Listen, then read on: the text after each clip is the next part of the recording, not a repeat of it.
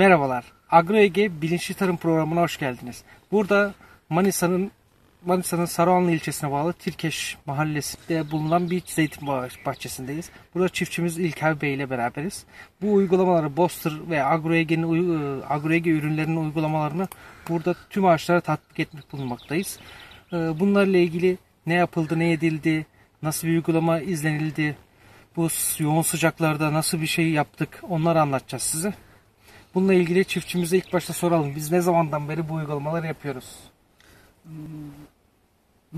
Mahsulün topladıktan sonra ilk baştan kış uygulamada borçunkaları yaptık. Ondan sonra markası deniz yosunu Damlamadan testimizi verdik. Geçen sene ne yapıldı? Nasıldı durum? Bu sene nasıldı? Onu anlatır mısın? geçen sene göre bu sene güzel. Geçen sene o kadar yoktu. Bu sene şu an doğrular güzel. Geçen sene göre çok güzel. Evet. Bir önceki seneye göre nasıl? Yani geçen sene ve bir önceki seneye göre? Bir önceki seneye göre yine iyi. Yine iyi. Yani, hep biraz kalitemizi arttıra yani. devam ediyoruz. Burada zaten önemli olan çiftçimizin sonuç görmesi. Burada uygulamanızda karşı çiftçimizin sonuç görmesi. Biz çiftçimize bunu göstermeye çalışıyoruz. Önemli olan bu. Yani bunun dışında burada siz sonuç görmedikten sonra başka hiçbir şey önemli değil aslında.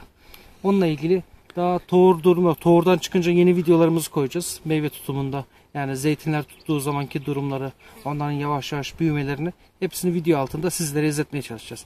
Bizi takip edin. Buradaki numaradan da bana ulaşabilirsiniz. Bizi izlemeye devam edin.